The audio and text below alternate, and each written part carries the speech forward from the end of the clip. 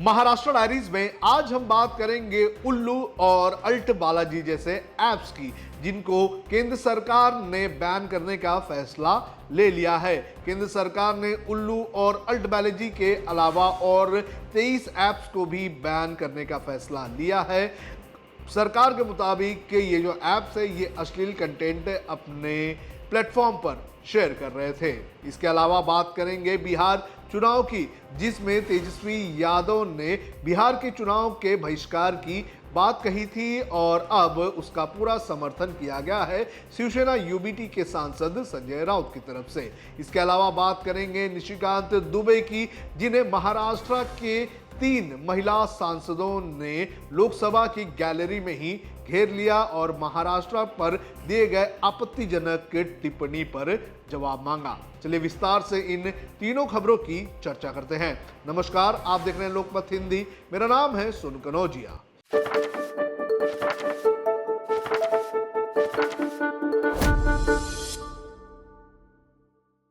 सबसे पहले बात करेंगे उल्लू और अल्ट बालाजी जैसे पोर्नोग्राफी ऐप्स के बारे में।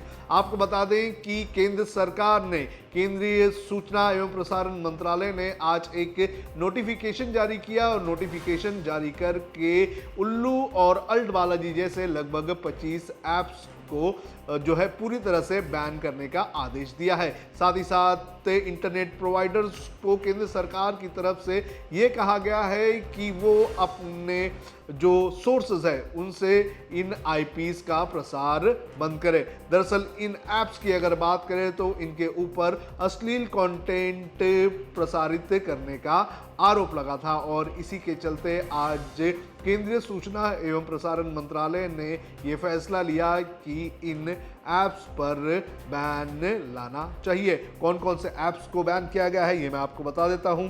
अल्ट बालाजी और उल्लू तो मैंने आपको बता दिया। इसके अलावा big shot app, desi flix, Boomex, Navarasa lite, Gulab app, Kangan app, bull app, Jalwa app, wow entertainment, look entertainment, hit prime, Feneo, show X, सोई talkies, Adda TV, hot X VIP, Halchal app, mood X, neon X VIP, Fugi, Moj flix और trick flips. तो इन apps को ban करने का फैसला लिया गया है। दरअसल कई वक्त से शिकायत मिल रही थी जो सूचना एवं प्रसारण मंत्रालय है उनको इन ऐप्स को लेकर, और कहा जा रहा था कि ये ऐप जो है वो लगातार अश्लील कंटेंट अपने प्लेटफॉर्म पर प्रसारित कर रहे थे। आपको बता दें कि कुछ वक्त पहले उल्लू ऐप पर एजाज खान की एक सीरीज आई थी, बिग बॉस जैसी एक रियलिटी शो आया था जिसके अंदर बड़े पैमाने पर कंटेंट जो है अश्लील कंटेंट शेयर किए जा रहे थे और उस वक्त भी ये शो और ये प्लेटफॉर्म काफ़ी सवालों में आ गया था और इसी के चलते अब इन पर एक्शन लिया गया है। जानकारी के अनुसार इन सभी ऐप्स के ऊपर आईटी एक्ट के 2000 के सेक्शन 37 ए, भारतीय न्याय संहिता 2003 के section 294, incident indecent representation of women prohibition act 1986 के सेक्शन 4 समेत कई और नियमों का उल्लंघन करता हुआ इन्हें पाया गया है और इसके तहत इनके ऊपर कार्रवाई की गई है। आपको बता देंगे पिछले कुछ वक्त से ऐसे अश्लील ऐप्स की भरमार हमारे इंटरनेट पर बड़े पैमाने पर देखने मिली थी और बड़े पैमाने पर इनका कारोबार भी चल रहा था जो छोटे छोटे बच्चों के हाथ में भी आ रहा था। तो ऐसे में ज़रूरत थी कि इन ऐप्स को बैन लगाने की और केंद्र सरकार ने देर से ही सही लेकिन इन ऐप्स को बैन कर दिया है। अब बात करते हैं बिहार चुनाव की। बिहार चुनाव में वोटर्स के नाम काटे जाने को लेकर राजनीति बड़े पैमाने पर हो रही है। आरजेडी नेता तेजस्वी यादव ने कल मीडिया से बात करते हुए ये कहा था कि बड़े पैमाने पर चुनाव आयोग के जरिए जो है एक तरह से वोटर्स के नाम काटे जा रहे हैं और इस तरह से अगर नाम काटे जाएंगे तो वो वक्त दूर नहीं कि हमें चुनाव का बहिष्कार करना होगा। और इसी को लेकर आज मुंबई में प्रेस कॉन्फ्रेंस करते हुए संजय राउत से जब सवाल पूछा गया तो उन्होंने भी तेजस्वी यादव के इस बयान का समर्थन किया। उन्होंने कहा कि बिहार चुनाव में जो सारी चीज़ें हो रही हैं वो अपने आप में कई सारे सवाल खड़े करते हैं। आप भी सुनिए क्या कहना है संजय राउत का। मैं तेजस्वी यादव जी का स्वागत करता हूं। मैंने उनका बयान पढ़ा है। अगर चुनाव आयोग और भारतीय जनता पार्टी को सबक सिखाना है, जिस तरह से ये घोटाले चुनाव में करते हैं नई नई स्ट्रैटेजी लाकर, तो किसी को न किसी को ये स्टेप लेनी पड़ेगी कि हम चुनाव बायकॉट करेंगे। ये विचार अच्छा है, पूरे देश में ये विचार जाना चाहिए, तभी ये चुनाव आयोग की जो चल रही है ना सब घोटाले की नीति, उसको रोक लगी। लेकिन राहुल गांधी की तो बीजेपी का कहना है कि तेजस्वी यादव को अपनी हार दिखती नहीं, है, इसके वजह से ये लोकतंत्र बचाने के लिए तेजस्वी की भूमिका है। देश को बचाने के लिए, लोकतंत्र को बचाने के लिए और भारतीय जनता पार्टी का मुखौटा जो है वो फाड़ने के लिए तेजस्वी की भूमिका अगर है तो हम सब लोग उनके साथ रहेंगे। तो राहुल गांधी ने कहा कि हम तुम्हारे पीछे आएंगे, इसको लेकर इलेक्शन कमेटी जो हमारे पास इस तरीके से नहीं हो सकता। हम सब तेजस्वी के साथ रहेंगे। तो राहुल गांधी ये कह रहे हैं इलेक्शन कमीशन को कि हम तुम्हारे पीछे आएंगे। इससे इलेक्शन कमीशन का कहना है कि ये आप पे मामूली इस तरह आरोप नहीं लगा सकते। क्या आरोप क्या लगाना है? व्हाट इज आरोप? आरोप क्या है? सच है ये। एक सवाल है कि आपने कहा था कि उद्धव ठाकरे दिल्ली दौरा करने वाले हैं, बताऊंगा ना मैं।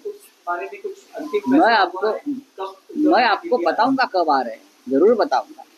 उद्धव ठाकरे जी दिल्ली आएंगे, छुपकर तो नहीं आएंगे ना, नेता है देश के, आएंगे।